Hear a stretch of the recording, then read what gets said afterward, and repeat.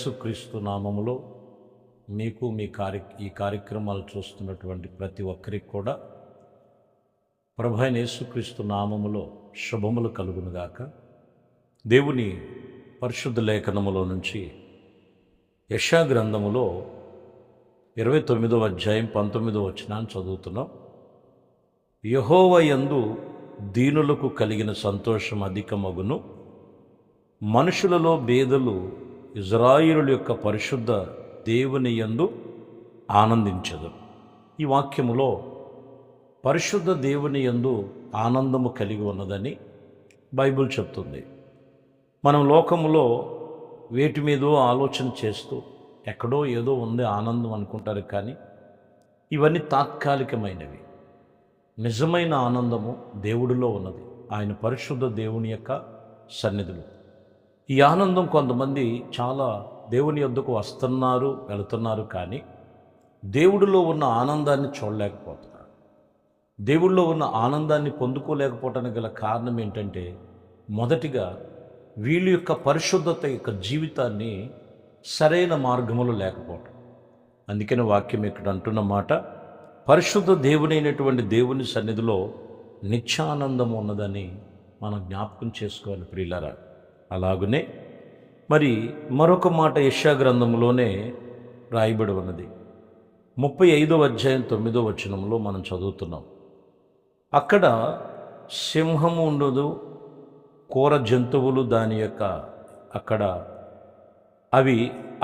కనబడవు, విమోచించబడిన వారే అక్కడ నడుచుదరు, యెహోవా విమోచించిన వారే పాటలు పాడుతూ తిరిగి సియోనికి వచ్చేదరు. చూసారా, ఇక్కడ ఆనందం ఉంది. ఏంటంటే నిత్య సియోను గురించి మాట్లాడుతూ, నిత్య సియోనులో అక్కడ పాటలు పాడుతూ తిరిగి ఆనందముతో ఉండటానికి సంఘానికి దేవుడి యొక్క ప్రాధాన్యత ఇచ్చారు.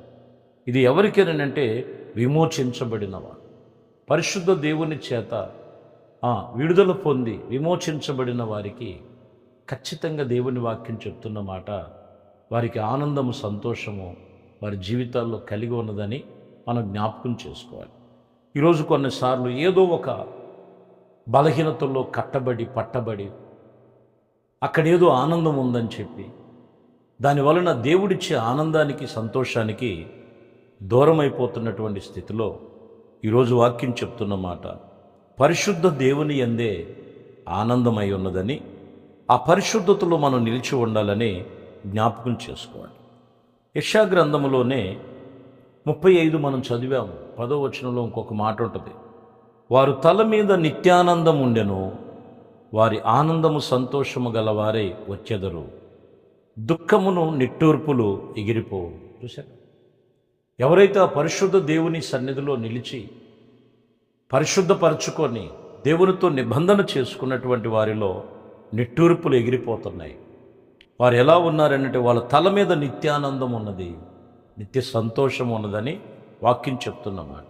ఎందుకంటే యేసుప్రభు వారి లోకములో ఆయన రావటం గల కారణం ఏంటంటే సంతోషము సమాధానము కలుగు చేయటానికి వచ్చాడు. ఆయన పుట్టినటువంటి ఆ సమయాల్లో చూడండి, దేవదూత కూడా వచ్చి చెప్పిన మాట ఏంటంటే, ఇదిగో సర్వోన్నతమైన స్థలములో దేవునికి మహిమ, ఆయనకి ఇష్టలైన మనుషులకు సంతోషము సమాధానం అని చెప్తూ దేవదూతలు చెప్పారు. అలాగే ఆయన చూడటానికి వచ్చినటువంటి జ్ఞానులు కూడా చెప్తున్నటువంటి మాట మత్తయి సువార్తలో 2వ అధ్యాయం 10వ వచనంలోకి వచ్చాలకే, వారు ఆ నక్షత్రమును చూసి ఇదిగో అత్యానంద భరితులై ఇంటిలోనికి వచ్చెను. చూశారు, యేసుప్రభు వారిని చూడటానికి వారు ఎంత అత్యానందముగా వచ్చి ఉన్నారో, యేసయ్య ఈ లోకములో నిట్టూర్పులు కొట్టివేయటానికి, విచారాలు కొట్టివేయటానికి, ఆయన మనల్ని నిత్యానందముగా ఉండటానికి లోకమునకు సర్వశక్తి కలిగిన దేవుడు ఈ లోకనాథుడుగా వచ్చారని మనము జ్ఞాపకం చేసుకో. ప్రియమైన దేవుని బిడ్డలారా, ఆ పరిశుద్ధ దేవుని యందే ఆనందం ఉంది, కానీ లోకములో దేని యందు సంతోషము ఆనందము లేదని, అరుదుగా ఉన్నదని బైబిల్ చెప్తుంది. 2 కొరింథీయులకు రాసిన పత్రికలో 7వ అధ్యాయం 4వ వచనంలో, మీ ఎడల నేను బహుధైర్యముగా మాట్లాడుచున్నాను, మిమ్మల్ని గురించి నాకు చాలా అతిశయము కలిగి ఉన్నది, ఆదరణతోనూ నిండుకొని ఉన్నాను. మా శ్రమ తట్టు మీకిచ్చినట్లు అత్యధికమైనటువంటి ఆనందముతో పోవచ్చు ఉన్నానని చెప్తున్నాడు. చూడండి, చివరి మాటలో చూస్తే అత్యధికమైనటువంటి ఆనందము, సంతోషము దేవుడిలో ఉన్నదని ధైర్యముగా దైవజనుడు సెలవిస్తున్నటువంటి మాట. కాబట్టి వాక్యం చెప్తున్నటువంటి విషయములో దేవుని యందే మనకు అత్యానందము, సంతోషము, సమాధానం ఉన్నదని మనం జ్ఞాపకం చేసుకోవాలి. ప్రియమైన దేవుని బిడ్డలారా, అలాగునే 8వ అధ్యాయం 2వ వచనంలో కూడా ఏలయనగా వారు బహుశ్రమలలో పరీక్షింపబడిన వారుగా అత్యధికముగా సంతోషించిరి, మరియు వారు నిరుపేదలైనటువంటి వారు దాతృత్వమైనటువంటి బహుగా విస్తరించబడి ఉన్నారు. ఎంత దాతృత్వమైనటువంటి హృదయాన్ని దేవుడు వారికి ఇచ్చారో.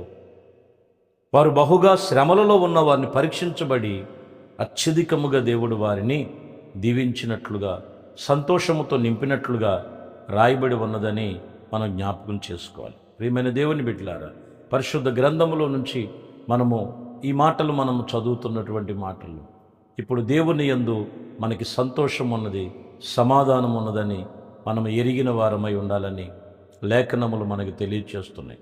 పరమగీతములలో మీరు చూస్తే అక్కడ రాయబడి ఉన్నది 2వ అధ్యాయము 2వ వచనములో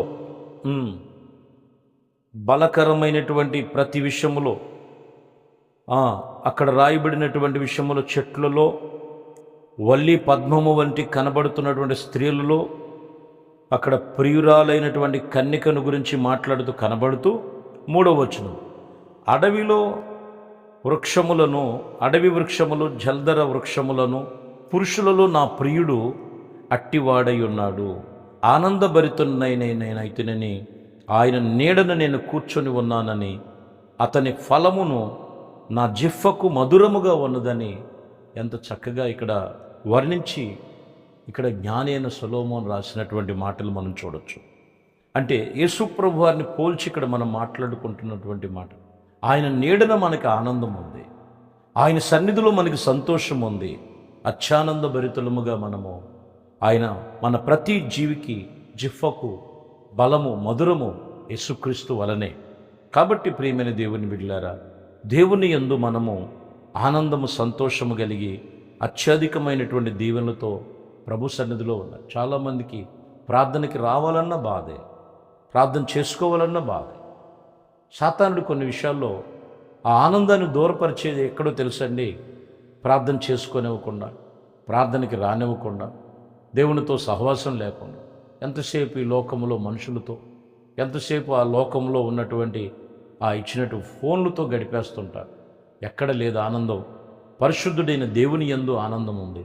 నీ ఆనందము, సంతోషము అధికమవ్వాలంటే ఆయన నీడను మనము విశ్రమించినటువంటి వారమై ఉంటే ఆనందము, సంతోషము నీ జీవితంలో ఉంటుంది. ఈ అరుణోదయమే దేవుడు నీకు, నీ కుటుంబానికి నిత్యానందము కలుగు చేసి నిత్యానంద భరితులుగా నీ జిహ్వకు ఎంతో ఆనంద బలము దేవుడు మీ కుటుంబాలకు కలుగు చేయునుగాక. ప్రార్థన.